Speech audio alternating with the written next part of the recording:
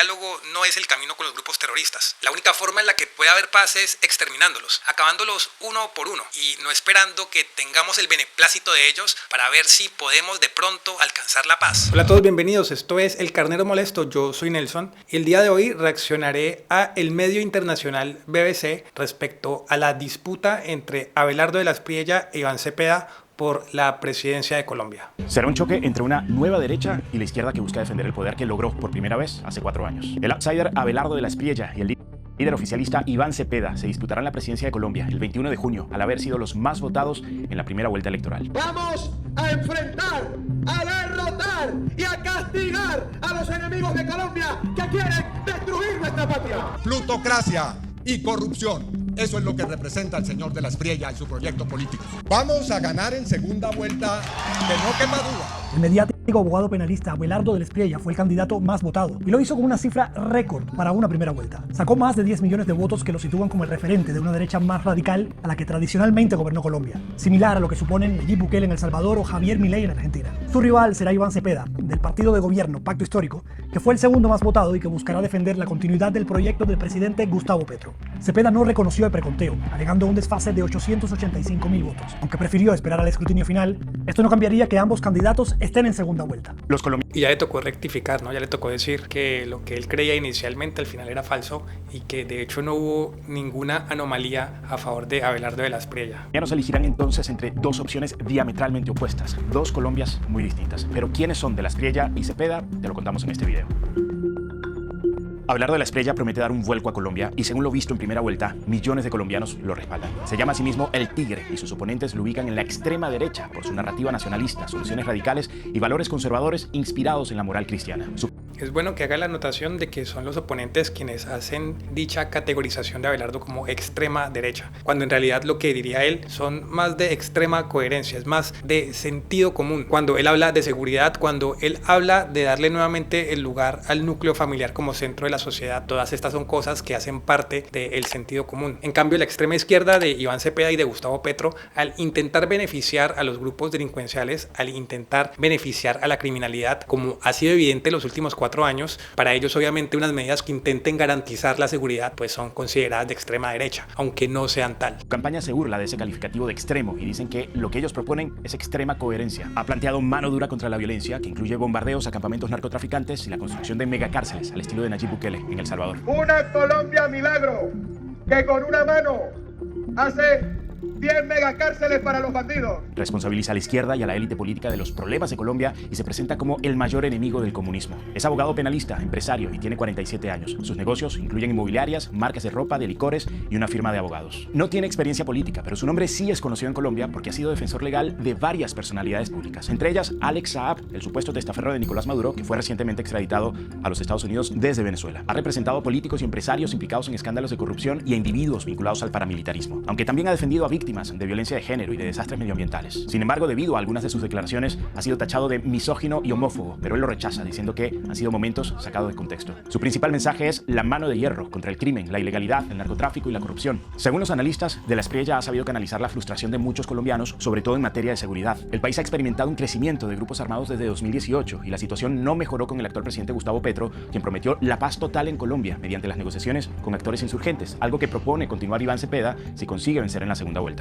Y esto es clave, creo que esto me parece que es uno de los puntos más importantes por los cuales Abelardo de la Espriella ha tenido tanto impacto en la sociedad, más allá de que sepa dirigir su discurso adecuadamente a la población y más allá de que abarque otras problemáticas que también son esenciales. De alguna forma, la seguridad que se prometió luego de los acuerdos de paz con las FARC no se han materializado y el gobierno de Gustavo Petro, que precisamente lo que prometió fue la paz total, la supuesta paz total, lo que ha intentado hacer, o más bien lo que ha logrado hacer, es darle una mayor permisividad a los grupos terroristas y criminales del país, incluso otorgándoles beneficios a los criminales con un subsidio de 1 millón de pesos mensuales si dejaban de delinquir, un completo sinsentido. Además, intentando quitar órdenes de capturas a criminales e intentando liberar a otros que ya están en la cárcel. Eso con la excusa de que ellos deben ser parte estructural de los diálogos que toca tener con los grupos criminales para que dejen de delinquir. Al final lo que está haciendo es entregarle el país a los terroristas, a los grupos criminales. Abelardo Abelardo, por el contrario, sale con un discurso completamente diferente y entiende la necesidad de la sociedad colombiana actualmente. Además, sabiendo los resultados positivos que ha tenido Nayib Bukele en El Salvador con medidas similares a las que él propone y entendiendo que existe una aprobación casi absoluta por dicho gobierno, pues es lógico esta dirección que ha tomado Abelardo de la Espriella, no únicamente por el discurso en sí mismo, sino sobre todo por los resultados que ha tenido. De la Espriella promete desmantelar esta política de negociaciones y dice que eliminará a narcoterroristas. Y como contaba antes, en materia económica promete ejecutar recortes estatales, reducir impuestos y planea hacer crecer la economía con la explotación minera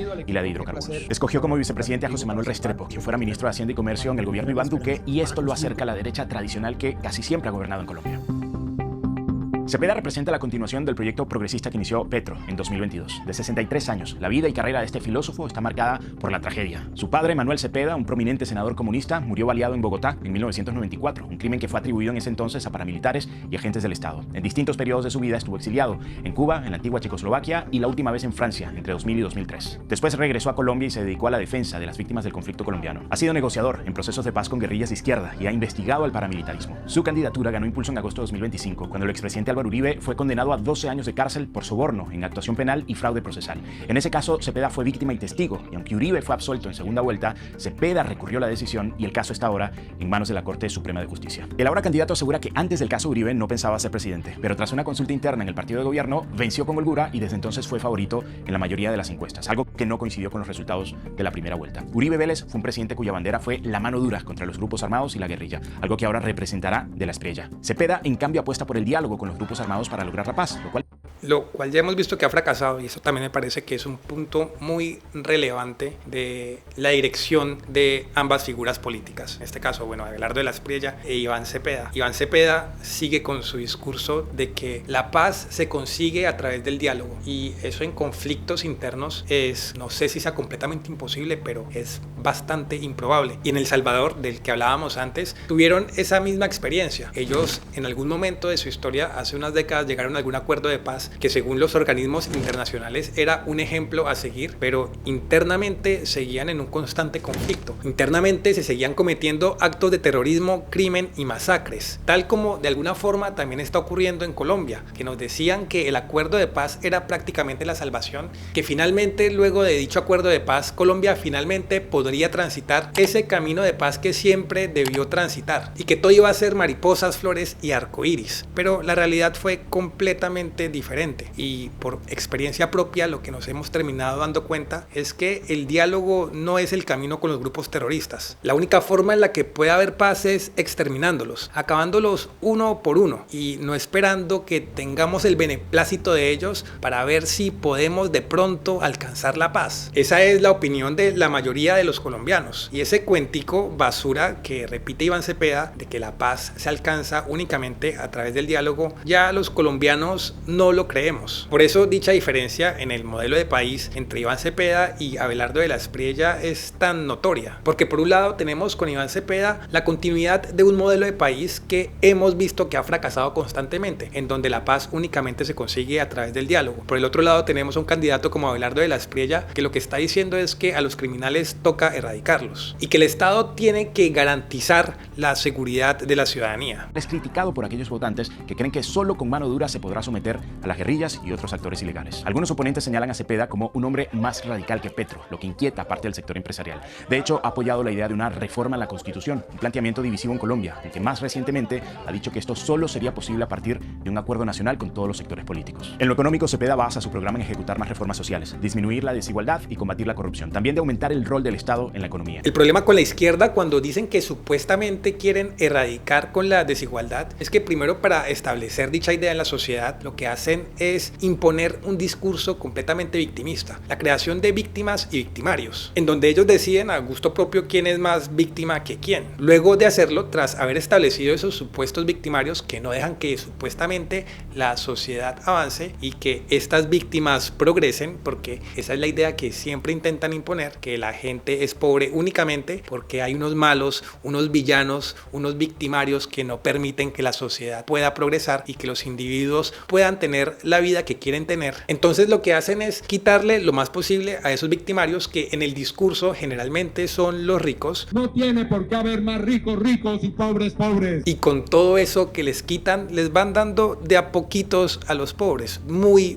de a poquitos. No tanto como para que puedan hacer algo de verdad, pero no tampoco como para que no sientan que no son dependientes del Estado. Es decir, le quitan lo máximo posible a los ricos y a la clase media y le dan a los pobres lo suficiente como para que sigan votando por ellos, para que sigan sintiendo que sin ellos no podrían vivir. Así sus vidas sea prácticamente en la miseria. Al final lo que termina sucediendo es que quienes tienen los recursos suficientes para irse del país, pues lo terminarán haciendo, porque no están de acuerdo con que el Estado los siga robando solo para que estos gobernantes de izquierda se mantengan en el poder que mantienen a través de estas supuestas ayudas sociales. Cuando las personas que tienen la capacidad de irse se van, lo que se necesitaría para mantener estas ayudas sociales es aumentar los impuestos a una base social más amplia, lo que hace que en el mediano plazo la población en general sea cada vez más pobre, claro, menos desigual, pero a la baja. Existe menos desigualdad porque cada vez todos tienen un poco menos, no porque el nivel de vida en general haya subido. Y esto, lejos de ser simples conjeturas, es una realidad que se ha presentado en múltiples países. Los ejemplos más claros son Cuba y Venezuela, como es evidente. Sin embargo, también en los estados más progresistas, en Estados Unidos, es algo que también ha ocurrido. Por ejemplo, en California, en donde muchas empresas e individuos con grandes capitales han optado por irse a otros estados, dado que para muchos la situación allá es completamente insostenible. Por lo que cuando se habla de los peligros de la izquierda y de las propuestas que tienen, y que en este caso Iván Cepeda defiende, no se hace por el simple hecho de hacerlo, sino porque es una realidad de la que se tiene perfecto conocimiento. Quiere aumentar los subsidios a ancianos, a familias pobres y a los jóvenes. No tiene por qué haber más ricos ricos y pobres pobres.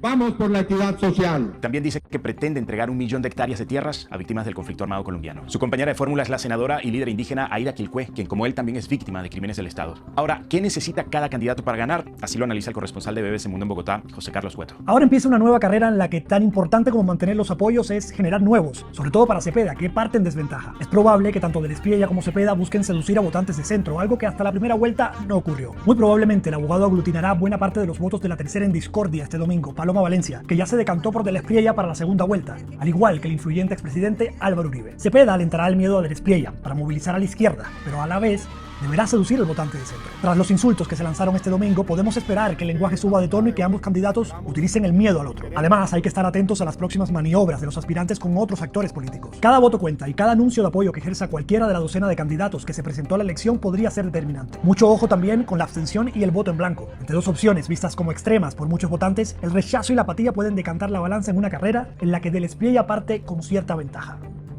Creo que Abelardo de la Espriella parte con muy buena ventaja, mucho más de lo que se esperaba al principio, muchísimo más, porque fue el ganador de la primera vuelta, cuando todas las encuestas hablaban de que Iván Cepeda iba a ser dicho ganador. Y además tiene el apoyo, un 7% de los votos de Paloma Valencia, que seguramente no se traspasen todos directamente, pero la cantidad de votos que tendría que conseguir Iván Cepeda para ganarle a Abelardo de la Espriella parece bastante improbable, porque lo que se mantuvo constantemente a lo largo de todas las encuestas es que Iván Cepeda prácticamente no tuvo crecimiento, y esa votación que tuvo Iván Cepeda son realmente votos heredados de Gustavo Petro. Iván Cepeda por sí mismo, y es algo que ha podido reconocer casi que todo el mundo, no ha sido capaz de conseguir prácticamente que ninguna votación. Sería improbable que ahora en 3 semanas consiguiera la votación necesaria para ganarle a Abelardo, y por el contrario sería extraño que Abelardo no siguiera creciendo como lo ha venido haciendo los últimos meses, porque la realidad que muestran las encuestas